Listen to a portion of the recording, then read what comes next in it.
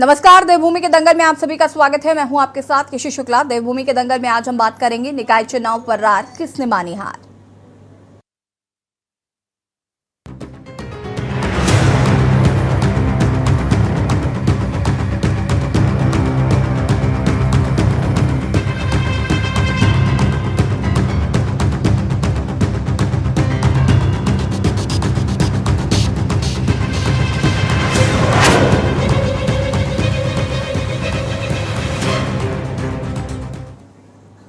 उत्तराखंड में अगले साल होने वाले लोकसभा और उससे पहले राज्य में होने वाले निकाय चुनाव को फतेह करने के लिए सभी राजनीतिक दल अपनी अपनी तैयारियों में जुटे हैं। इन्हीं तैयारियों के बीच उत्तराखंड में निकाय चुनाव पर रार छिड़ गई है। दरअसल उत्तराखंड में चल रहे निकायों के ओबीसी सर्वेक्षण में बड़े पैमाने पर घपला सामने आया है। इससे नवंबर में संभावित निकाय चुनाव पर संकट पैदा हो गया है। एकल सदस्यीय आयोग के अध्यक्ष ने इस पर सख्त नाराजगी जताते हुए अपर मुख्य सचिव को चिट्ठी भेजी है, जिसमें उन्होंने सर्वेक्षण की गड़बड़ियों और सुस्त रफ्तार को लेकर सर्वेक्षण पूरा न होने की बात कही है। आपको बता दें कि प्रदेश में नवंबर माह में 9 नगर निगम, 43 नगर पालिका परिषद और 50 नगर पंचायतों में चुनाव होने हैं। इससे पूर्व इन सभी निकायों में ओबीसी सर्वेक्षण का काम एकल सदस्यीय समर्पित आयोग के निर्देशों पर किया जा रहा है। वहीं इस मामले में सियासत गरमा गई है। विपक्ष का आरोप है कि सत्ता पक्ष ने चुनाव से पहले ही हार मान ली है। इससे जानबूझकर निकाय चुनाव को टाला जा रहा है। सरकार की कोशिश है कि लोकसभा चुनाव के बाद ही निकाय चुनाव को कराया जाए। वहीं बीजेपी ने विपक्ष के इन सभी आरोपों का खंडन किया है। इससे आज हम कह रहे हैं निकाय चुनाव पर रार किसने मानी हार। चर्चा करेंगे, लेकिन उससे पहले रिपोर्ट।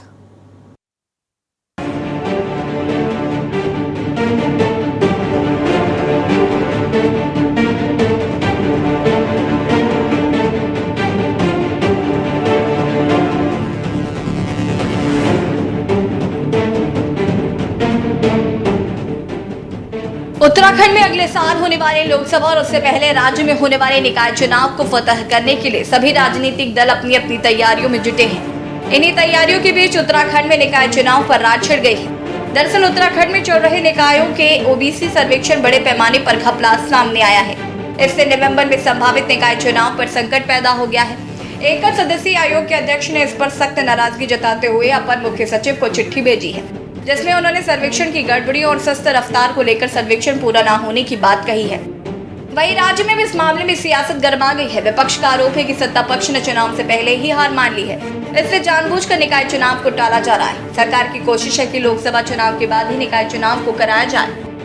देखिए, मैं अभी आज एक समाचार पत्र में पढ़ रहा था कि ओबीसी का आरक्षण तय नहीं हुआ, इसलिए चुनाव आगे जाने निश्चित है, 5-6 महीने आगे जाने। जो नवंबर में चुनाव होने हैं, भारतीय जनता पार्टी तो पहले ही हार मान चुकी है, क्योंकि जो चुनाव अक्टूबर नवंबर में होने हैं उसको ये लोकसभा चुनाव के बाद लेके जाना चाहती है। और भारतीय जनता पार्टी का संगठन किस प्रकार से मजबूत है, ये पूरे प्रदेश की और देश की जनता ने देखा। जो देहरादून के मेयर को यहाँ की जनता ने चुनकर भेजा, उनकी आय से अधिक 10 गुना ज्यादा संपत्ति उनकी बढ़ गई है।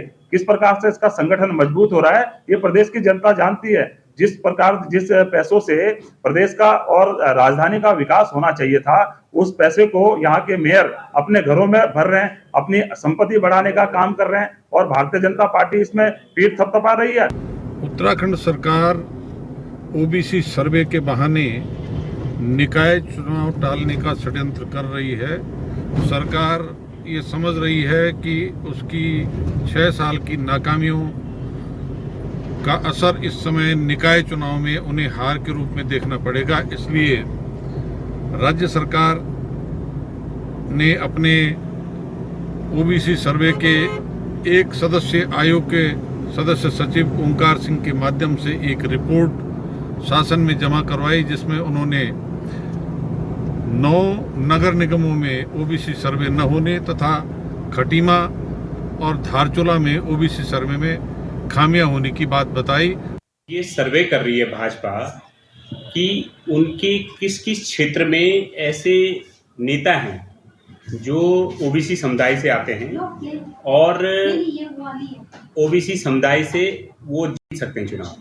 तो भाजपा सरकार इस बात पे सर्वे नहीं कर रही है कि कौन सी सीटें ओबीसी बाहुल्य हैं, किन सीटों से ओबीसी समुदाय को प्रतिनिधित्व मिलना चाहिए, बल्कि भाजपा का सर्वे जो था वो इस बात पे सेंट्रलाइज था कि किन सीटों पे उसके ओबीसी समुदाय से आने वाले प्रतिनिधि, ओबीसी समुदाय से आने वाले नेता ज़्यादा मजबूत स्थिति में हैं।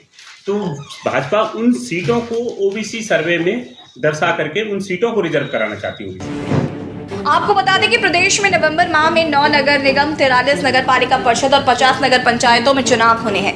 इससे पूर्व इन सभी निकायों में ओबीसी सर्वेक्षण का काम एकल सदस्यीय समर्पित आयोग के निर्देशों पर किया जा रहा है। वहीं बीजेपी ने विपक्ष के इन सभी आरोपों का खंडन किया है। जनता पार्टी संगठन की दृष्टि से स्थानीय निकाय और नगर निकायों के चुनाव के लिए पूर्ण तरीके से तैयार है। हम लगातार जनता के बीच में सरकार की योजनाओं को लेकर जा रहे हैं, उनको बताने का काम कर रहे हैं और संगठन के काम को कर रहे हैं। तो दिक्कत उनको है जो आरोप लगा रहे हैं। चुनाव में वो नहीं जाना चाहते जो चुनाव से डरते हैं, जिनकी जमानतें जब्त होने वाली है। तो कांग्रेस पार्टी तो आरोप लगाएगी क्योंकि वो चुनाव में जाना नहीं चाहती है, उनका कहीं संगठन नहीं है, वो चुनाव जीतने की कहीं स्थिति में भी नहीं है। जहां तक ओबीसी का विषय है, ओबीसी के विषय में सरकार ने संज्ञान लिया है और सरकार के अधिकारी उस पर काम कर रहे हैं। कुल मिलाकर उत्तराखंड में नवंबर 2023 को नगर निकाय का चुनाव संभावित है। 2 दिसंबर को नगर निकाय चुनाव कार्यकाल समाप्त हो रहा है। नगर निकाय 2018 की बात करें तो उत्तराखंड में हुए नगर निकाय में चुनाव में भाजपा ने शानदार प्रदर्शन करते हुए राज्य की 7 मेयर की सीटों में से 5 सीटों पर भाजपा ने जीत हासिल की, जबकि कोटद्वार और हरिद्वार में कांग्रेस की सीटों पर भाजपा ने जीत हासिल की। वहीं 2013 के निकाय चुनाव में कांग्रेस को एक भी मेयर और चेयरमैन की सीट नहीं मिली थी। एक तरफ जहां भाजपा इस साल भी पूरी तरह से जीत के लिए आश्वस्त है, तो वे विपक्ष ने अभी से सत्ता पक्ष को हार तय कर दी है। सवाल ये है कि आखिर विपक्ष ने इस साल ऐसी कौन सी तैयारी की है जो वो अपनी जीत का दावा कर रही है। आखिर वो कौन सी वजह है जो भाजपा को निकाय चुनाव कराने से रोक रही है। देहरादून से के न्यूज इंडिया के लिए अंकित काला की रिपोर्ट। उत्तराखंड में अगले साल होने वाले लोकसभा और उससे पहले राज्य में होने वाले निकाय चुनाव को फतेह करने के लिए सभी राजनीतिक दल अपनी अपनी तैयारियों में जुट गए हैं। तो वहीं विपक्ष का ये कहना है कि सत्ता पक्ष ने चुनाव होने से पहले ही हार मान ली है। अब ऐसे में सवाल उठता है कि विपक्ष की क्या तैयारियां हैं, सत्ता पक्ष की क्या तैयारियां हैं। आज हम इसी पर चर्चा करेंगे। हमारे साथ मेहमान भी जुड़ चुके हैं, उनसे आपका परिचय करा देते हैं। कुंवर जपेंद्र सिंह बीजेपी के प्रवक्ता हमारे साथ जुड़ चुके हैं। राजेंद्र चौधरी जी प्रदेश महामंत्री कांग्रेस हमारे साथ जुड़ चुके हैं। साथ ही साथ संगीता शर्मा जी आम आदमी पार्टी की प्रवक्ता हमारे साथ जुड़ चुकी हैं। पीसी थपलियाल जी वरिष्ठ यूकेडी नेता हमारे साथ जुड़ चुके हैं और हमारे वरिष्ठ पत्रकार अरुण शर्मा जी भी हमारे साथ जुड़ चुके हैं। आप सभी का सबसे पहले तो बहुत बहुत स्वागत है। और सबसे पहले शुरुआत में जपेंद्र जी आपसे करना चाहूंगी। विपक्ष का आरोप है कि आप चुनाव नहीं कराना चाहते हैं, निकाय चुनाव आप नहीं चाहते हैं कि अभी हो, आप उसे टालने की कोशिश कर रहे हैं। सबसे पहले इस पर प्रतिक्रिया, उसके बाद अन्य राजनीतिक दलों की। विपक्ष का आरोप सर्वेक्षण का था ताकि जो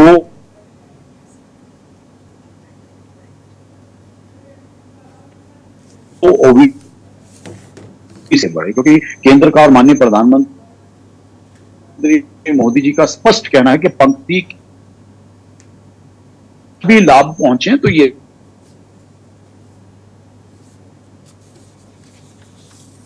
और सरकार पूरी तरह से तैयार है, पूरी निष्ठा।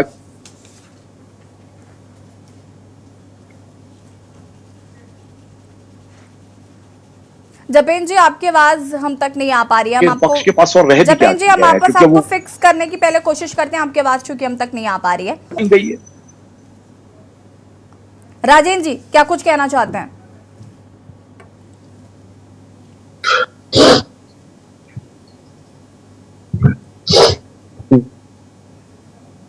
मैं सोनी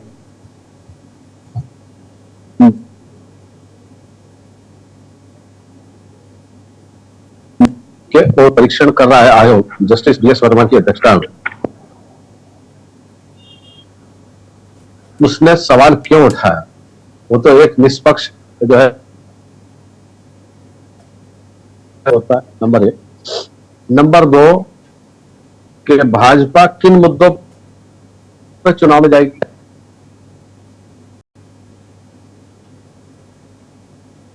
दीपेंद्र भाई कह रहे थे कि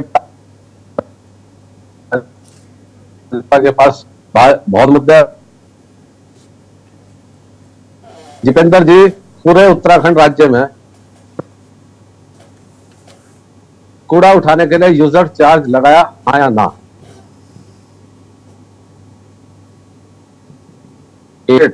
3 से 8 गुना बढ़े हैं, हाँ या ना? जब सर्कल रेट बढ़ेगा सोनी, तो उसी के प्रोपोर्शनली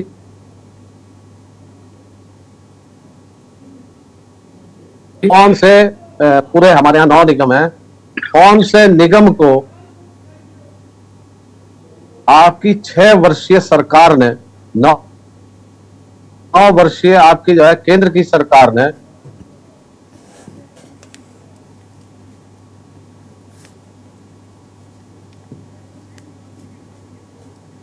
दिखाई नहीं दी। अगर मुझे आपको लगता है राजन जी किसी आपके भी नेटवर्क में कुछ इश्यू, और मुझे लग रहा है मैं काफी टाइम से नोटिस कर रही हूँ कि उत्तराखंड में इंटरनेट कनेक्टिविटी का शायद कुछ प्रॉब्लम है। मैं राजन जी वापस आपके पास आती हूँ, आपकी आवाज हम तक चूंकि नहीं आ पा रही है। आम आदमी पार्टी की प्रवक्ता संगीता जी का रुख करना चाहूंगी मैं। संगीता जी, मेरी कोई आवाज ही नहीं आई आपके पास? नहीं राजन जी आपकी आवाज नहीं आ पा रही है हम तक, बहुत ब्रेक होकर आपकी आवाज हम तक पहुंच रही है। संगीता जी आप सुन पा रही है क्या? यशी जी मुझे आवाज थोड़ा सा ब्रेक हो ही रही है, सुन पा रही हूँ आपकी आवाज, मेरी आवाज आ रही है आप तक? हाँ जी हाँ जी, संगीता जी अपनी बात को कंटिन्यू करिए आप। यशी जी आपको आवाज आ रही है? जी संगीता जी आप सुन पा रही हैं? हाँ, आज आवाज थोड़ा सा ब्रेक हो ही रही है। जी बिल्कुल, यशी जी डालने का प्रयास किया जा रहा है यशी जी, तो हर बार एक गड़बड़ी शब्द तो उत्तराखंड के साथ जैसे लग चुका है कि भर्ती परीक्षा हो तो गड़बड़ी, अभी ओबीसी का चुनाव सर्वेक्षण का चल रहा हो तो गड़बड़ी, तो ये हर समय गड़बड़ियां में हो पा रहा है, हर जगह गड़बड़ी। तो यशी जी देखिए, जो ये लगातार गड़बड़ी की रिपोर्ट आई और कहा गया कि चुनाव अभी नहीं होगा, और जब भूपेंद्र भाई ने बड़ी आसानी से कहा कि आखिरी व्यक्ति तक, क्योंकि जब मंत्री, चाहे वो भगत सिंह कोश्यारी जी का बयान हो और चाहे फिर सतपाल महाराज जी का बयान, तो देखिए उस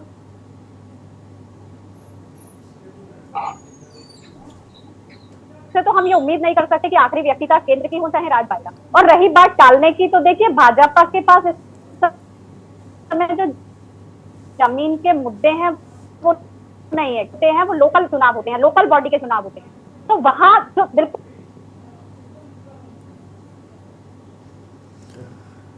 संगीता जी की भी आवाज हम तक नहीं पहुंच पा रही है। हो, फिर चाहे वो पानी का मसला। वापस आती हूँ, आप सभी हमारे साथ बने रहिए और चर्चा को आगे बढ़ाएंगे। रुकेंगे छोटे से ब्रेक के लिए, जो हाजिर होते हैं। ब्रेक के बाद एक बार फिर से आप सभी का स्वागत है। और देवभूमि के दंगल में आज हम बात कर रहे हैं निकाय चुनाव की, जो कि अगले साल होने वाले लोकसभा और उससे पहले राज्य में होने वाले निकाय चुनाव को फतेह करने के लिए सभी राजनीतिक दल अपनी अपनी तैयारियों में जुटे हैं। इन्हीं तैयारियों के बीच उत्तराखंड में भी आपको बता दें कि ओबीसी सर्वेक्षण में बड़े पैमाने पर घपला सामने आया है। इससे नवंबर में संभावित निकाय चुनाव पर संकट पैदा हो गया है।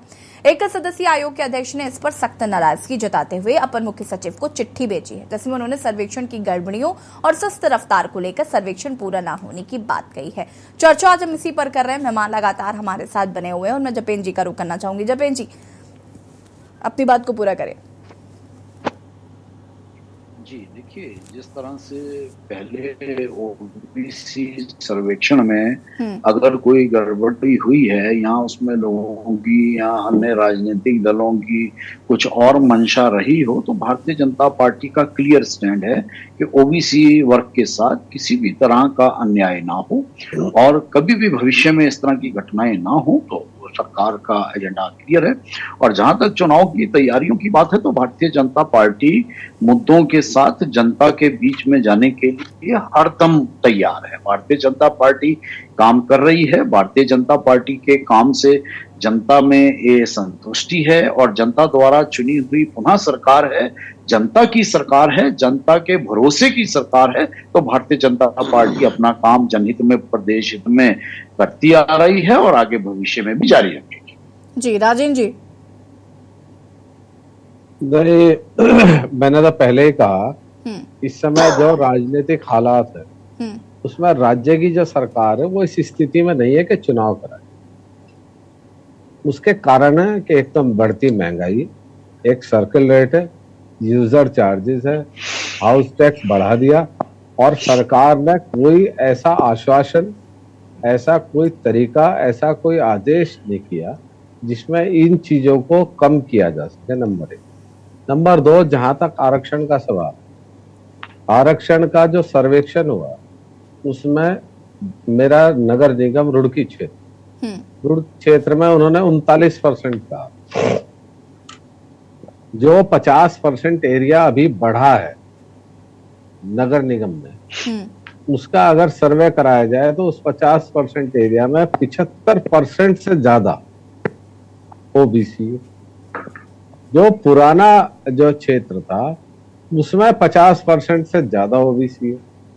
तो ये इन्होंने घर में बैठ के सर्वेक्षण कर लिया, और अगर इन्हें चुनाव कराना था तो ये एकल सदस्य आयोग भी पिछले साल ही से बनाया जाना। जब पंचायत चुनाव हुए, पंचायत चुनाव के साथ साथ अगर नगर निगम और नगर पंचायतों का भी सर्वे हो जाता तो इसे 4-6 महीने टलने से बचाया जा सकता था। नंबर 1 बात। नंबर 2, हमारे साथी जितेंद्र जी कह रहे हैं कि ओबीसी वर्ग का यहाँ कोई नुकसान नहीं हो रहा, उनका कोई उत्पीड़न नहीं हो रहा। जितेंद्र भाई, मैं आपसे पूछना चाहता हूँ, राज्य सरकार में ओबीसी का कितने प्रतिशत आरक्षण है, क्या आप बता सकते हैं? और कितने प्रतिशत होना चाहिए? यशी जी, मैं आपके माध्यम से पूछना चाहता हूँ राज्य की सरकार से कि इसमें ओबीसी का आरक्षण कितने प्रतिशत होना चाहिए और कितना है, और क्या ये न्यायपूर्ण है? बहुत सारे इश्यूज हैं, उनकी वजह से भाजपा की रोजगार ये नहीं दे पा रही। हर परीक्षा में जो भर्ती की परीक्षाएं हैं उसके पेपर लीक हो रहे हैं। नंबर 1। नंबर 2, हर जगह अभी हमारे यहाँ पुलिस स्टाफ कम है। हरिद्वार जनपद में यात्रा चल रही है, वहां मेडिकल स्टाफ कम है। जो क्या नाम जो अभी हेलीकॉप्टर दुर्घटना होगी उसमें भी स्टाफ की कमी के कारण एक होनहार अधिकारी मारा गया। कल मुझे एसएसपी परसों मुझे एसपी हरिद्वार ने कहा कि साहब हम ट्रैफिक इसलिए नहीं कंट्रोल कर पा रहे क्योंकि हमारे पास पुलिस कम है। तो बहुत सारी समस्याएं हैं। दूसरी चीज यशी, इस समय जो वर्तमान हालात है, उन हालात में नशा, आपको कोई दवा ऐसी हो सकती है जो मेडिकल स्टोर पे ना मिले, लेकिन स्मैक, हेरोइन ऐसे बिक रही है जैसे कभी गलियों में आइसक्रीम बिकती थी। ऐसे हालात में सरकार अपनी जिम्मेदारियों से बच नहीं सकती। ठीक है राजेंद्र जी, मैं जरा जवाब ले लेती हूँ जपेन जी से, उसके बाद संगीता जी आपके पास आऊंगे मैं। जपेन जी, हमारे साथी प्रवक्ता जो बहुत ही ज्ञानी पुरुष हैं, इन्होंने खुद ही कह दिया, अपने ही सवाल में इन्होंने जवाब दे दिया। इन्होंने अपनी रुड़की नगर निकाय का जिक्र करा कि उसमें जो 50% का भाग और जुड़ा, तो वहां पे अगर सर्वेक्षण करवाया तो ओबीसी ज्यादा है। तो यही स्थिति सारे प्रदेश की है। पिछले चुनावों के बाद जब नगर निकाय के जब क्षेत्र बढ़ाए गए, अब आप टेक्निकल चीज को समझिए, तो उस क्षेत्रों को बढ़ाने के बाद वहां जहां भी ओबीसी समाज है, ओबीसी की जहां सीटें बढ़नी चाहिए, उन लोगों को एक राजनीतिक लाभ मिलना चाहिए, तो उस दृष्टि से सरकार बिल्कुल अपना काम कर रही है, आगे बढ़ रही है। और उसमें भी अगर विपक्ष की स्थिति ये हो गई है कि नाच ना जाने आंगन टेढ़ा। अगर सही काम होता है तो आप उसकी प्रशंसा नहीं करेंगे, जहां काम कम हो रहा है तो वहां आप आलोचना करेंगे, जब राजनीतिक कोई मुद्दा सामने आता है तब आप आलोचनाएं करेंगे। तो केवल और केवल आलोचनाओं से काम नहीं चलता है। भारतीय जनता पार्टी निरंतर राजेंद्र जी, मैं पहले और लोगों के पास भी जाती हूँ, उसके बाद आऊंगी मैं, क्योंकि समय हमारे पास कम है। संगीता जी, देखिए यशी जी, जो गड़बड़ी शब्द है ये तो जैसे हर नियम उत्तराखंड की हर पॉलिसी के साथ चिपक गया है। तो देखिए, चाहे परीक्षा भर्ती हो तो गड़बड़ियां हो जाती हैं, फिर चाहे सर्वेक्षण की रिपोर्ट आनी हो तो गड़बड़ियां हो जाती हैं।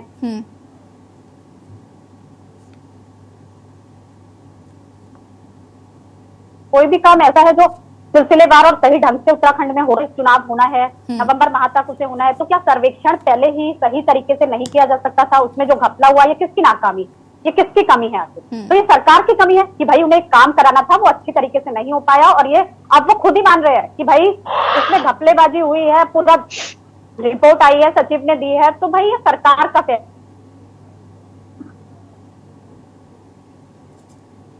ठीक है संगीता जी, मैं वापस आऊंगी आपका कि आप नेट किसी इशू। भी काम को सही समय पर और सही तरीके से, भी कुंवर जपेंद्र भाई ने कहा कि हम चाहते हैं कि ओबीसी समाज को। ठीक है संगीता जी, मैं वापस आऊंगी आपके पास। पीसी थपलियाल जी, क्या कुछ कहना चाहते हैं इस मसले पर? देखिए, समस्या भारतीय जनता पार्टी की अपनी कमजोरियों की है। उनके पास कोई विजनरी लीडरशिप नहीं है। यही कारण है कि जो समस्याएं हैं वो उनको ठीक समय पे हल नहीं किया जा रहा है। और उसमें अब छोटी सी भी समस्या है, अगर अब तीर्थ यात्रा ही देखो कि जब तीर्थ यात्रा शुरू हो गई तब भाग रहे हैं वहां, और तब क्या घटनाएं हो रही हैं, क्या हल्ला मच रहा है, किस तरह से। तो उसी तरह से ये तो बहुत बड़ी चीज है कि साहब ओबीसी के अकाउंट, क्योंकि विधायिका और जो कार्यपालिका है उसमें जो कोऑर्डिनेशन होना चाहिए था वो नहीं रहा, और हर जगह कार्यपालिका ने अपना काम ढीला छोड़ दिया है, और उसको नियंत्रण करने के लिए जो एबिलिटी विधायिका की होनी चाहिए थी वो नहीं है। और सबसे बड़ी चीज ये है कि आज जो डिस्कशन चल रहा है हमारा, और जिस तरह से पार्टियां कह रही कि साहब चुनाव फेस करने की हिम्मत नहीं है। अरे यार, ऐसे बच्चे वाली बातें करके तुम क्या कहना चाहते हो? चुनाव लड़ने के लिए भी अब हिम्मत चाहिए। भारतीय जनता पार्टी का प्रवक्ता कह रहा कि चुनाव लड़ने की इनकी हिम्मत नहीं है। अरे गजब है, यानी तुम बहुत बड़े गैंग बन चुके हो। मैं कहता हूं हमारा डिस्कशन, हमारा पॉइंट ये होना चाहिए कि जो संविधान में 73rd और 74 अमेंडमेंट है वो आज दिन तक लागू क्यों नहीं किया गया? क्यों नहीं किया गया? ये सवाल आज जो भी 22 साल से जो पार्टियां यहाँ पे शासन कर रही हैं उन्होंने कभी ध्यान ही नहीं दिया, क्योंकि सबसे नजदीक जो जनता के है वो ये पंचायतें होती हैं, निगम पालिकाएं होती हैं, और उनके प्रतिनिधियों में कोई ताकत ही नहीं है। एक तरफ सतपाल महाराज जी चिल्ला चिल्ला के कह रहे हैं कि जब हम नगर निगम के मेयर का चुनाव डायरेक्ट करा सकते हैं तो जिला पंचायत अध्यक्ष का डायरेक्ट क्यों नहीं हो रहा है, ब्लॉक प्रमुख का क्यों नहीं हो रहा है? इन्हीं का मंत्री सवाल खड़ा कर रहा है, क्योंकि जिला पंचायत अध्यक्ष में वही जिला पंचायत अध्यक्ष बनता है जो रुपएबाज होता है, वही भी ब्लॉक प्रमुख बनता है जो रुपएबाज बनता है। खरीद फरोख्त की राजनीति ने इस देश को और इस राज्य को गर्त में डाल दिया है। ये हमारा थपलियाल जी, मैं वापस आऊंगी आपके पास। अरुण शर्मा जी, क्या कुछ कहना चाहते हैं? ओबीसी सर्वेक्षण मामले में बड़ा घपला निकलकर सामने आ रहा है, और इसको लेकर क्या कहना चाहते हैं? सबसे पहले तो यशी, देखिए, मैं इस बात से सहमत हूं कि ये सर्वेक्षण पहले करा लेना चाहिए था। और एक तरफ जो राज्य के मुख्य निर्वाचन अधिकारी हैं वो तैयारी में लग गए हैं नवंबर के, और उन्होंने बाकायदा बयान दिया था कि हम तैयारी में हैं और नवंबर में चुनाव कराए जाएंगे। लेकिन इस बीच में ये जो घटना आई है ओबीसी सर्वे वाली, ये निश्चित तौर पर चिंताजनक है। इसका मतलब सरकार चुनाव को गंभीरता से नहीं ले रही है। और मुझे तो कहीं ना कहीं वो भी लग रहा है कि जो विपक्ष का आरोप है, क्योंकि निश्चित तौर पर होता क्या है कि हमने कई बार देखा है, पंचायतों में भी होता है, निकायों में भी होता है, कि वो वहां डीएम को प्रशासक बैठाकर 6 महीने के लिए एक्सटेंड कर दिया जाता है कार्यकाल। तो पूरी की पूरी जो पावर होती है वो प्रशासक के हाथ में होती है, और उसमें जो निर्वाचित प्रतिनिधि होते हैं, क्योंकि उनका कार्यकाल तो खत्म हो जाता है, उनका कोई मतलब नहीं रह जाता, और फिर वो 6 महीने के लिए बढ़ाए जाते हैं। ऐसा कई बार कई जगह हो चुका है। अगर राजेंद्र भाई को याद हो, हरिद्वार में तो जिला पंचायत में ये कई बार हुआ है कि वो 6 महीने का कार्यकाल बढ़ा दिया गया। तो ये एक, देखिए, टेक्निकल चीज भी है, ये सरकार को एक हथियार भी मिला हुआ है। उनको जहां लगे कि चुनाव टालना है, 6 महीने के लिए प्रशासक नियुक्त कर दो, उसे आगे बढ़ा दो। लेकिन निश्चित तौर पर इससे पॉलिटिकल पार्टी की जो तैयारियां होती है, क्योंकि हर चुनाव पॉलिटिकल पार्टी को अपनी तैयारियों को परखने का एक पैमाना होता है। वो अपनी तैयारी को परखते हैं, चाहे वो बीजेपी हो, इन सबको तैयारियां परखनी है लोकसभा चुनाव के लिए। अब लोकसभा चुनाव अप्रैल मई में प्रस्तावित है, आप भी जानती है और मैं भी जानता हूं कि अप्रैल मई में हो जाने हैं। अब अगर नवंबर में चुनाव खिसकते हैं तो निश्चित तौर पर मई में अगर लोकसभा चुनाव होंगे तो ये 6 महीने और खिसकेंगे। तो अगर ये चुनाव 1 साल बाद होंगे तो इस बार के जो चुनाव है वो जाके इस नवंबर के चुनाव अगले नवंबर तक या लोकसभा चुनाव के बाद हो पाएंगे, जो इन परिस्थितियों में लग रहा है। और मेरी बात से शायद तमाम जो पैनलिस्ट बैठे हैं वो सहमत होंगे बिल्कुल। कि ये परिस्थितियां जपेन बनेंगी जी, अब। ठीक है अरुण जी, मैं वापस आऊंगी आपके पास। जपेन जी, क्या जी, कुछ जी, कहना जी। चाहते हैं? किसकी गलती है ओबीसी सर्वेक्षण में जो घपला निकलकर सामने आया है, और ये अब क्यों पहले नहीं हुआ, जो देखिए, सवाल यहाँ पर OBC अरुण जी ने उठाया? ओबीसी सर्वेक्षण में आज भारतीय जनता पार्टी की ने ये मामला भारतीय जनता पार्टी के समय में ही तो निकल के आ रहा है ना।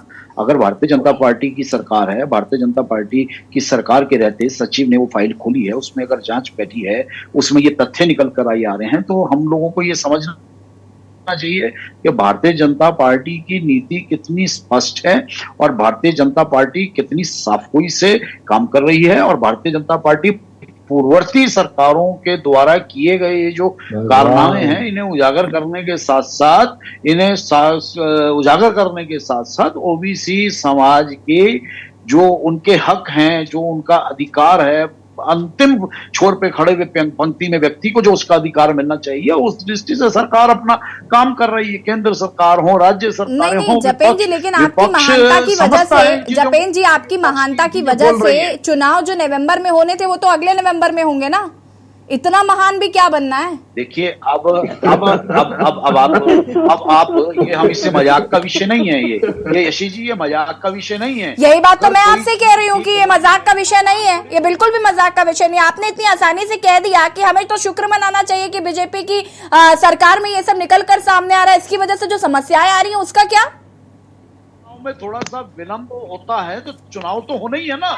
चुनाव से कौन इनकार कर रहा है, चुनाव से कौन भाग रहा है, लेकिन बिगड़ी हुई चीजों को रास्ते पर लाना और उन्हें व्यवस्थित करना, ये एक बड़ा कदम है। राजेंद्र जी, कुछ पता नहीं।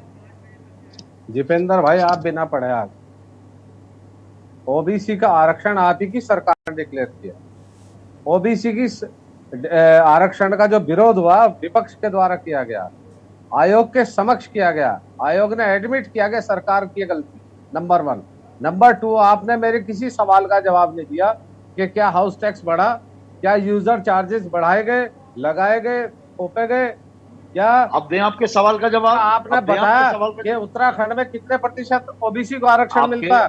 आपके सवाल का जवाब दें। आपके पास कोई चेहरा नहीं है, मोदी जी के नाम के अलावा आप वोट नहीं मांग सकते किसी गली में, और आप किसके नाम पे वोट मांगेंगे? जरा विफलताओं पे वोट मांगेंगे, इस पे प्रकाश डालने का काम करेंगे। पे वोट मांगे। हमारे पास तो मोदी जी हैं। अगर आप राज्यों में सही है, अगर आपके पास तो केंद्र में नेतृत्व ना राज्यों में, आप वोट काम पे आप अपनी चिंता करें। देहरादून में, भारतीय जनता पार्टी की, मोदी जी थोड़ा ही मेयर बनेंगे, भारतीय जनता पार्टी थोड़ा ही पार्षद बनेंगे। चिंता की आवश्यकता कांग्रेस को नहीं है। कांग्रेस को चिंता की बात होती है तो बचाने की चिंता करनी चाहिए। जब चिंता की बात होगी तो मुख्तार चलेगा। कांग्रेस को अपनी चिंता करनी चाहिए, कांग्रेस को अपना वजूद बचाने की चिंता करनी चाहिए। भारतीय जनता पार्टी के पास मोदी जी का चेहरा है, राज्यों में देखो चेहरे हैं जो निरंतर राज्यों को आगे जाने का कार्य कर। वजूद तो आपकी पार्टी ने खत्म कर दिया, सब कुछ अडानी को बेच के। वजूद की चिंता आप हमें बता रहे। अरे कांग्रेस का वजूद भारतीय जनता पार्टी ने नहीं खत्म करा, कांग्रेस का वजूद कांग्रेस ने। आप नए नए भाजपा में आए, मुझे इस चीज की जानकारी होगी डिबेट। आप जो है, मैं आपको समझ लूं, इस देश में अगर नाली का निर्माण होता है तो मेरे आपके प्रत्येक नागरिक द्वारा दिए गए कर संग्रह से निर्माण हो रहा है। अगर एम्स का निर्माण हो रहा है तो प्रत्येक भारतीय के सहयोग से हो रहा है, और हवाई जहाज के अड्डों का भी, पोर्ट्स का भी, आप ही की बात को आगे बढ़ा देते हैं। ये सब आपकी सरकारों ने बेच दिए। आपने अभी एम्स का जिक्र करा, आप ये बताइए कि आपके समय में कितने एम्स थे, और 2014 के बाद से आपके घर के पास किस तरह से एम्स की लाइन लगी है? वो कांग्रेस की सरकार की काम भारतीय जनता पार्टी की केंद्र सरकार कर रही है ना, और निरंतर इस तरह के विकास कार्य जारी रहेंगे, निरंतर जारी रहेंगे। अब बताओ ना, आपके देहरादून मेयर पे भ्रष्टाचार का आरोप लग रहे, पान का 100 करोड़ की हैसियत होगी। रुड़की का जो मेयर है उसके खिलाफ भाजपा विधानमंडल के जो पार्षद हैं उन्होंने आरोप लगाया, और साथ ही साथ उन्होंने आरोप लगाया कि तत्कालीन, जैसे अभी हमारे शर्मा जी कह रहे थे कि जो 6 महीने के लिए प्रशासक बैठा उनके ऊपर भ्रष्टाचार के आरोप मेयर लगा रहा है, आम आदमी लगा रहा है, विपक्ष लगा रहा है। और माननीय उच्च न्यायालय नैनीताल ने मेयर साहब की बर्खास्तगी के आदेश कर दिया और आप मुझे ज्ञान पढ़ाने हैं।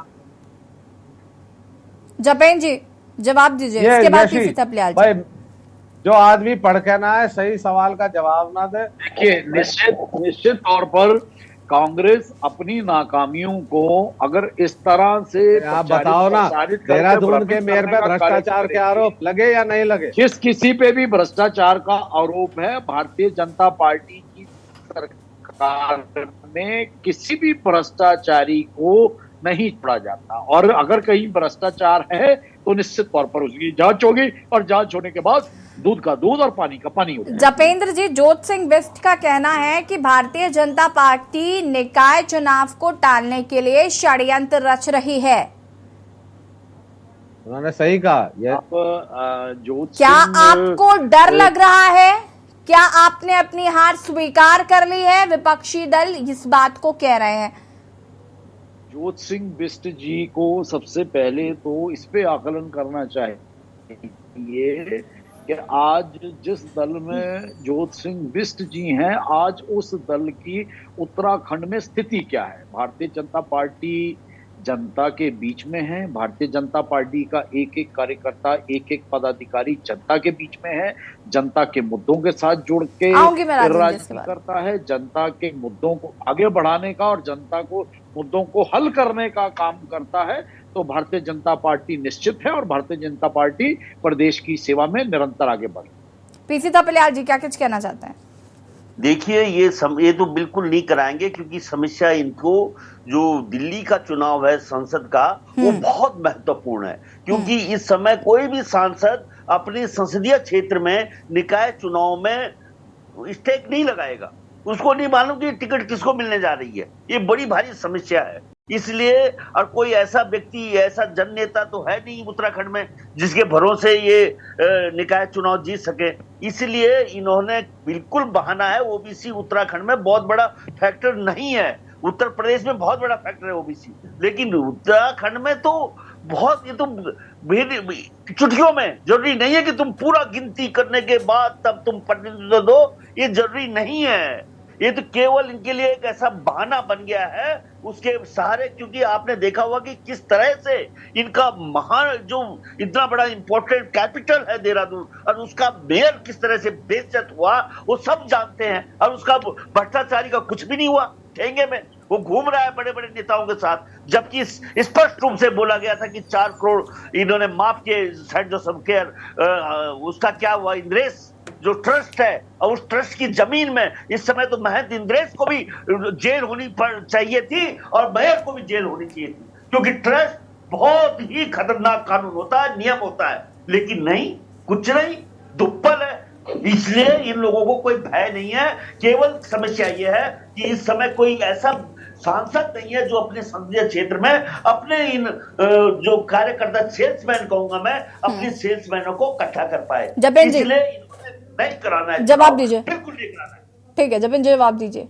इसके बाद राजेंद्र जिस तरह से हमारे प्रवक्ता साथी थपलियाल जी ने कहा कि ओबीसी सर्वेक्षण कोई बड़ा मुद्दा नहीं है और वो इसे अल्प समय में निपटाया जा सकता है। अगर इसी तरह से सारा विपक्ष लिख के दे दे कि उत्तराखंड के अंदर ओबीसी कोई इतनी बड़ी समस्या नहीं है और इसे सरकार अल्प समय में निपटा के जल्दी से सर्वेक्षण करा के चुनाव में उतरने का काम करे, तो भारतीय जनता पार्टी की सरकार तैयार है। लिखित में दें सभी विपक्षी दल, क्योंकि आज अगर भारतीय जनता पार्टी सही तरीके से काम नहीं करती है तब भी ये सवाल उठाएंगे, जब सही तरीके से काम होगा तब भी ये सवाल उठाएंगे। तो हम थपलियाल जी के ही वचनों को आगे बढ़ाते हैं कि सभी विपक्ष लिखित रूप में दे दें, तो भारतीय जनता पार्टी अल्प समय में आरक्षण के इस सर्वेक्षण के इस कार्य को आगे बढ़ा देगी, ताकि राजेंद्र जी पार्टी के ऊपर ना लगे।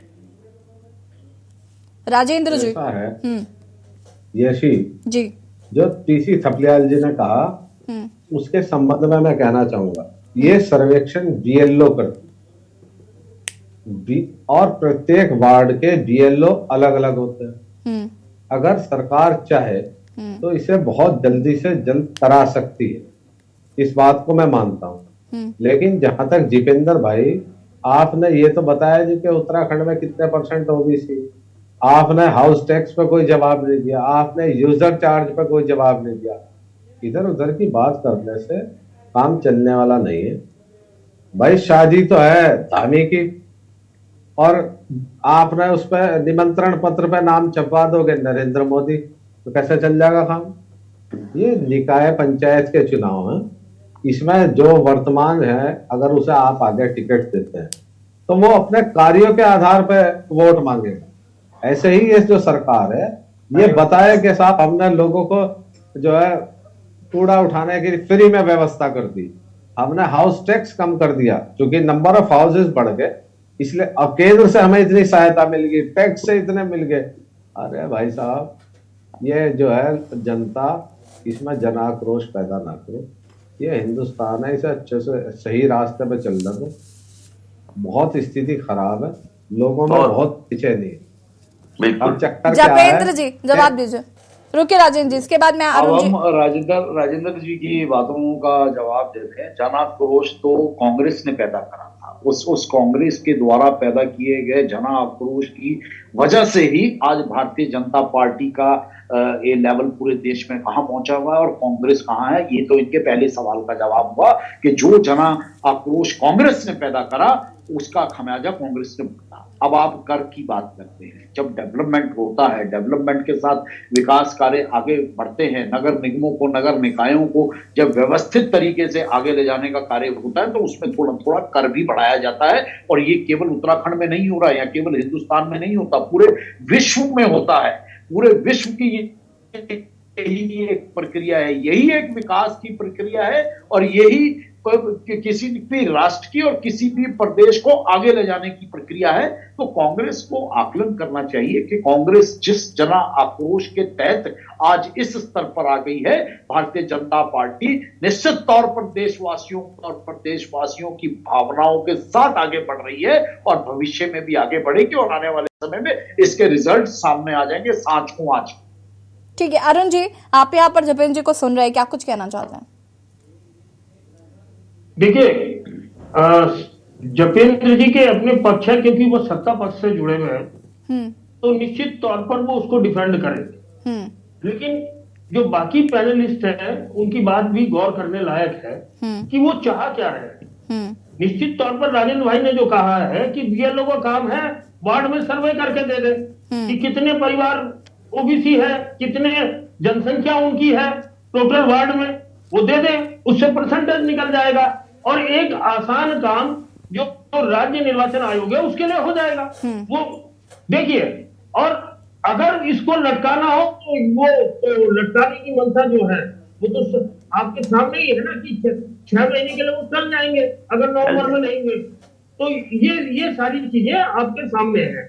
अब सरकार को चाहिए कि अगर वो मंशा साफ करे अपनी, देखिए अगर कराने हैं या नहीं कराने, दोनों मंशा साफ होनी चाहिए। अरुण जी, अभी मंशा साफ करने को लेकर तो जपेंद्र जी कह रहे थे कि उनकी सरकार में ये घपला सामने आया है, तो ये तो मतलब बहुत अच्छी बात है, ऐसा वो कह रहे थे जपेंद्र जी कि हमारी मंशा बहुत साफ है। अब वो बात अलग है कि घपला हो गया है तो अब चुनाव टलेंगे। विपक्ष लिख के दे, सभी विपक्ष तैयार हो जाए, विपक्ष लिख के दे कि जल्दी से जल्दी सर्वेक्षण को पूरा कराया जाए और जो जल्दी से जल्दी जो सर्वेक्षण पूरा होगा उस पर हमारी कोई आपत्ति नहीं होगी। विपक्ष लिख के दे। भारतीय रुके राजेंद्र जी, अरुण जी जपेंद्र कह रहे हैं जी।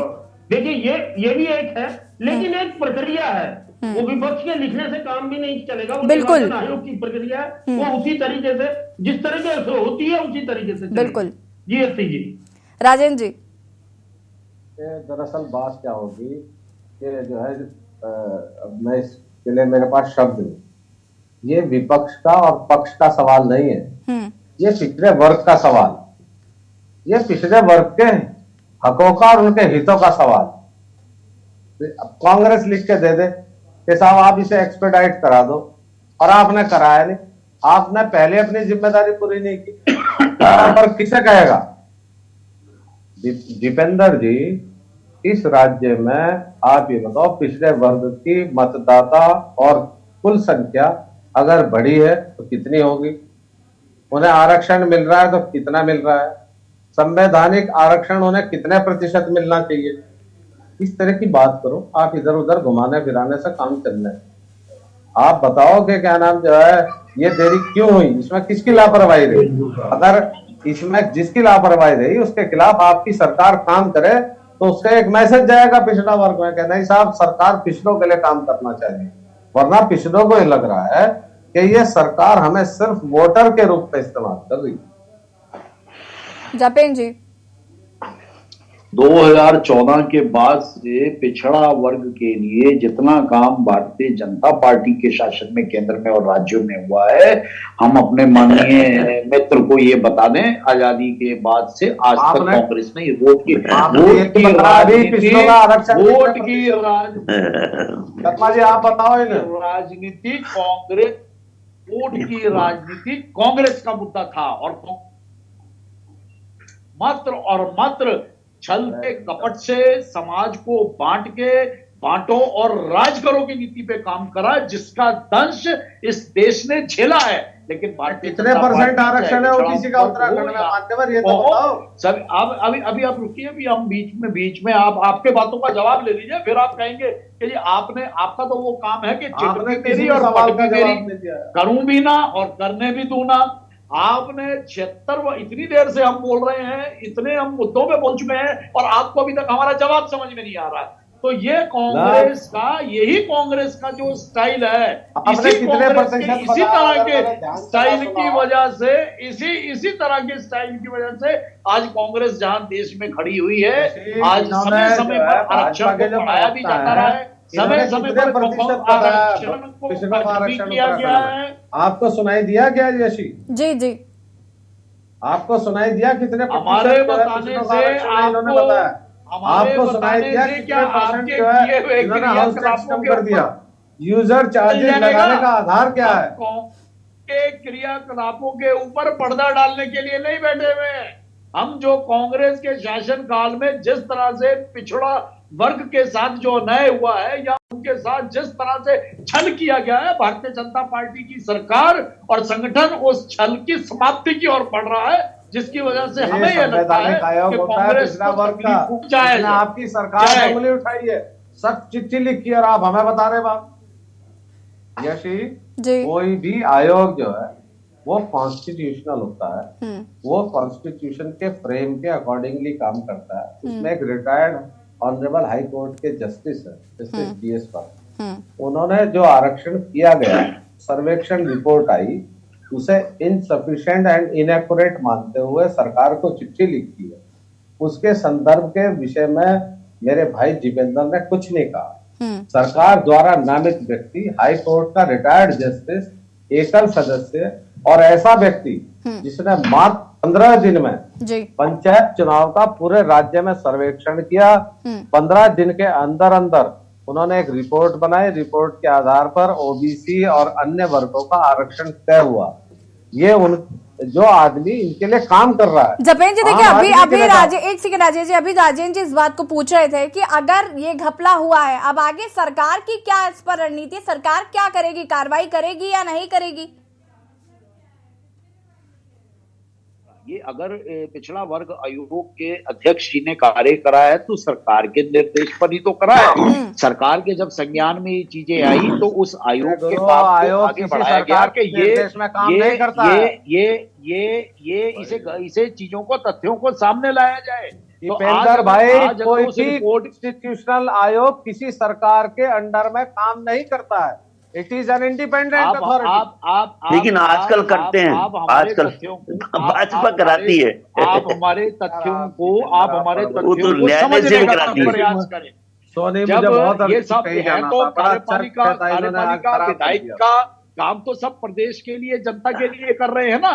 तो जब कोई एक तथ्य निकल के आया तो वो विभिन्न माध्यमों से जो जिन लोगों ने ये सर्वेक्षण अपना काम कर रही है, दीपेंद्र भाई, और इन मुद्दों को जनता के सामने लाकर उन्हें व्यवस्थित करने का प्रयास किया जा रहा है। आज ये बताओ, जिन लोगों ने ये गलत आंकड़े प्रस्तुत किए और आपको पता लग गया, आपकी सरकार को पता लग गया कि आंकड़े गलत हैं, तो आप उनके खिलाफ क्या कार्रवाई करते? कोई जांच कमेटी बैठाई आपने उनके खिलाफ? आप लोग आप भी सत्ता में रहे हैं, आप भी ये बेहतर जानते हैं कि जिन अधिकारियों या जिन लोगों की वजह से कोई काम अगर गलत होता है और बाद में वो चीजें खुलती होती हैं तो निश्चित तौर पर विभागीय कार्रवाइयां होती हैं। नहीं, निश्चित तौर पर ऐसा तो है नहीं कि उन सब लोगों को ब्लैकलिस्टेड किया जाता है, उन लोगों की कार्यप्रणाली के ऊपर एक प्रश्न चिन्ह लगता है। ऐसा नहीं है कि और हम बैठ के स्क्रीन पे बोल दें, पीसी तपलियाल जी, ऐसा क्या नहीं है कि प्रतिक्रिया आप आपकी? स्क्रीन पे बोल दें। तो जो भी दोषी होते हैं पीसी तपलियाल निश्चित जी। तौर पर उनकी कार्यप्रणाली के ऊपर क्वेश्चन मार्क लगना निश्चित होता है। पीसी तपलियाल जी, देखो, ये जो सिचुएशन है, कुछ भी हो, ये लोग चुनाव नहीं कराने चाह रहे, ओबीसी इनका बहाना है और उस बहाने को लेकर ये चुनाव नहीं कराएंगे निश्चित है, क्योंकि इनके लिए संसदीय चुनाव बहुत महत्वपूर्ण है, जीने और मरने का सवाल है। इसलिए तब तो सर दयाल जी आप ही को शुरुआत करनी चाहिए। देखो, आप लीडरशिप वहां देखिए। नहीं साहब, अल्प समय में काम कौन करें। मान रहा है? आप शुरुआत आपको कीजिए, कोई आप नहीं शुरुआत सुनने कीजिए, वाला। आप लिख के दीजिए, आपको आपके बाद कोई कांग्रेस सुनने भी वाला देगी। नहीं है। उत्तर प्रदेश का एबल लीडरशिप ने, वहां पे योगी जी ने निकाय चुनाव करा दिए हैं। यहाँ के नेता तो केवल दिल्ली की बात सुनते हैं, मोदी जो बोलते हैं। कतई किसी भी हालत में निकाय चुनाव संसदीय चुनाव से पहले नहीं होंगे। इन्होंने एक्सपेंशन भी नहीं किया। इनको विधानसभा, ये जो कैबिनेट का एक्सपेंशन कितने दिनों से ड्यू है, वो भी नहीं करेंगे जब तक ये संसदीय चुनाव। सबको झोंकेंगे और तब जाके उनको निचोड़कर संसदीय चुनाव में लगाकर तब जाके ये लोग वहां पे लोगों को रेवड़ी बांटेंगे। इसलिए इनसे कोई आशा करना, इनको बहुत अच्छा बहाना बन गया। अजी ओबीसी फैक्टर हम सोच भी रहे थे कि मालूम नहीं क्यों राहुल गांधी जी ने ये बॉल फेंक दी और ये बॉल भाजपा ने हाथों हाथ पकड़ी। भाजपा के लिए तो ब्लेसिंग हो गई ये ओबीसी वाला। नहीं तो राहुल गांधी को कोई जरूरत नहीं थी। राहुल गांधी जी को कहा नहीं था कि आप इस मुद्दे को उठाएं। अब होता है, हम कई बार सोचे कि भैया राहुल गांधी भारतीय जनता पार्टी ने तो कहा नहीं। तो अगर कोई इसलिए निकल के आ रही है तो उसे है। व्यवस्थित करना भारतीय जनता पार्टी का काम है। नहीं होने का है। हम ऐसे ही इनके जिस तरह से दिल्ली नचाएगा, आपका कहने का मतलब है कि उत्तराखंड का दुर्भाग्य है कि यहाँ की लीडरशिप अपने पांव में नहीं खड़ी है। यहाँ की लीडरशिप अपने पांव में नहीं खड़ी है, हमारा दुर्भाग्य है। हम बिल्कुल अनाथ है मैडम, अनाथ। क्या करें, कहाँ जाएं? जपेन जी, अभी तक आपने ये जवाब नहीं दिया, अभी तक आपने इस बात का जवाब नहीं दिया कि कार्रवाई होगी, जांच कमेटी का गठन होगा या नहीं होगा। राजेंद्र जी पूछ के थक गए। देखिए थपलियाल जी अनाथ नहीं है। थपलियाल जी ना ये नाथों 9 नाथ और 84 सिद्धों की ये भूमि है उत्तराखंड, देव भूमि है उत्तराखंड। तो आप अनाथ कैसे हो सकते हैं? आप मन छोटा ना करें। हमारा आपसे और विपक्ष के अन्य साथियों से निवेदन है कि आप लोग लिखित में हो चुका है। उत्तराखंड की व्यवस्था बेपटरी हो चुकी है, सिस्टम फेल हो चुका है। उत्तराखंड का बहुत बड़ी क्राइसिस में है उत्तराखंड। राजेंद्र जी एक्टिव क्यों रहते हैं आप? पॉजिटिव कब होंगे थपलियाल जी? नेगेटिव नहीं है। भी प्रदेश के बारे में सोचिए। आप पॉजिटिव हो तो बताओ ना कि क्या हो रहा है। वो ओबीसी के बारे में पूछ रहे हैं, आप जवाब नहीं दे रहे। इनके पास किसी भी तार्किक मुद्दे का कोई तार्किक जवाब कुछ नहीं है। ज्यादा नेगेटिव पॉजिटिव आ जाते हैं कि आप दीपेंद्र जी जब किसी डिबेट में जाएं तो उस विषय को पढ़ने के बाद आप बात जो है आप हाजिर हो और जो कोई सवाल करे उस सवाल का जवाब आप हमारे से किसी भी विषय पर सवाल आपके राजेंद्र जी आपके सभी सवालों का तो जवाब दे दिया। अब आपने बताया नहीं कितने प्रतिशत जो है ओबीसी है उत्तराखंड में। अगर आपकी मंशा ही नहीं है संतुष्ट होने की तो उसमें हम क्या करें? जपेन जी वो कह तो रहे, बताइए ना उत्तराखंड में कितने प्रतिशत ओबीसी आरक्षण है? बता दीजिए ना, एक बार में बता के खत्म करिए। राजेंद्र जी पूछ कर थक गए। नहीं, मैंने इनसे 7वीं 8वीं बार पूछ लिया कि उत्तराखंड राज्य में कितने प्रतिशत ओबीसी को आरक्षण का लाभ मिल रहा है और संवैधानिक दृष्टि से कितना मिलना चाहिए। आप तो विपक्ष में भी रहे, आपने तो भाजपा से बार बार सवाल पूछे, आपकी तो जनरल नॉलेज मुझे पता बहुत अच्छी है। मुझे तो लगता है लेकिन अब गूगल करके बता देना चाहिए था। वॉशिंग मशीन में कूद के आ गए, अब आप बोलोगे नहीं। आप मेरे भाई हो। अगर आप जिद्दी हैं तो हम भी जिद्दी हैं, जानते हैं। लेकिन आज आपको ऑन स्क्रीन आप ही को बोलना पड़ेगा, क्योंकि आप नहीं मानेंगे कि सरकार अच्छा काम कर रही है और सरकार के अच्छे काम की प्रशंसा की आपकी मंशा नहीं है। एक मिनट सुन लो दीपेंद्र, एक मिनट सुनो। ये बैठी है यहाँ सोनी, कई बार मैंने डिबेट्स में अच्छे कामों को सराहा है। थपलियाल जी बैठे हैं, और जहां मेरी सरकार की गलती रही है उसे मैंने एडमिट किया। मैं किसी की चमचागिरी या किसी अनुकंपा के आधार पर सियासत नहीं कर रहा। मैं राजनीति समाज सेवा के लिए कर रहा हूं, एक के तेरह बनाने के लिए नहीं कर रहा। This is not my business. और इसीलिए मैं स्पष्ट कहने में हिचकता नहीं हूं। मैं अपनी पार्टी में भी जो जनहित के, जो समाज हित के मुद्दे हैं, मैं उनके लिए लड़ता हूं। ये मेरी एक व्यक्तिगत पहचान। लेकिन आप जो है सरकार के इतने बड़े दबाव में हैं कि आप बोल नहीं सकते कि उत्तराखंड राज्य में ओबीसी वर्ग के साथ अन्याय हो रहा है, और यह अन्याय नहीं होना चाहिए।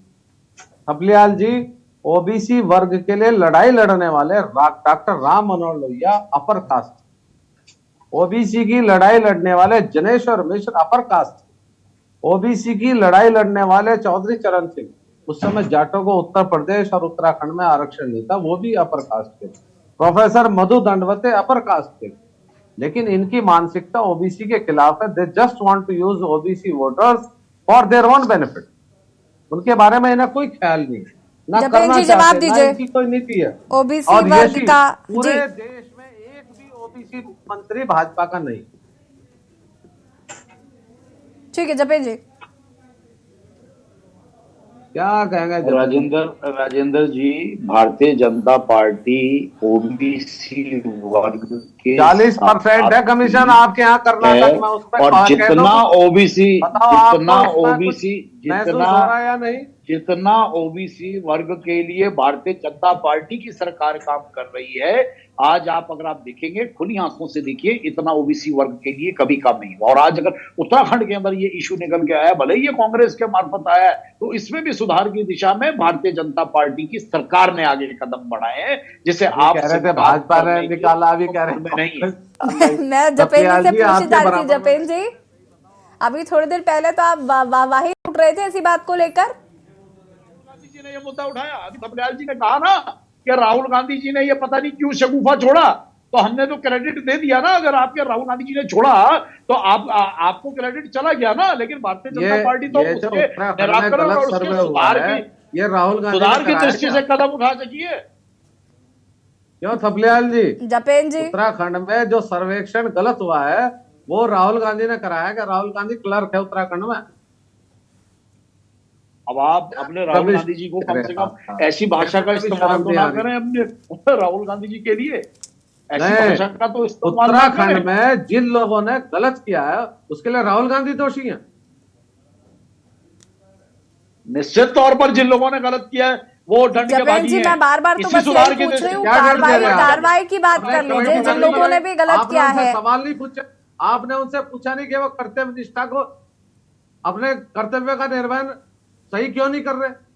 क्या यार, आप प्रवक्ता हो या क्या? अभी आपकी जानकारी में नहीं है तो आप कैसे ये सोच सकते हैं कि जवाब तलबी नहीं हुई या कार्रवाई नहीं हो रही है या आप कार्य नहीं पड़ रहा है? यशी सोनी, मैं आपके माध्यम से उत्तराखंड भाजपा सरकार को जब मांग करता हूं कि ओबीसी आरक्षण के संबंध में श्वेत पत्र जारी करें।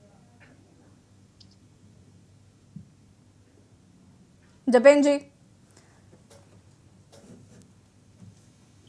निश्चित तौर पर, और हमारे कांग्रेस के साथी प्रवक्ता जो आज ओबीसी के इन मुद्दों को लेकर इतने विचलित दिखाई दे रहे हैं, तो आने वाले समय में इन्हें नजर आ जाएगा कि भारतीय जनता पार्टी ने ओबीसी वर्ग, ओबीसी समाज के लिए क्या कुछ किया है। सांच को वांच नहीं, आने वाले समय में सब तस्वीर साफ हो जाएगी और हमें लगता है कि उस तस्वीर साफ होने के बाद हमारे राजेंद्र जी को संतुष्टि प्राप्त।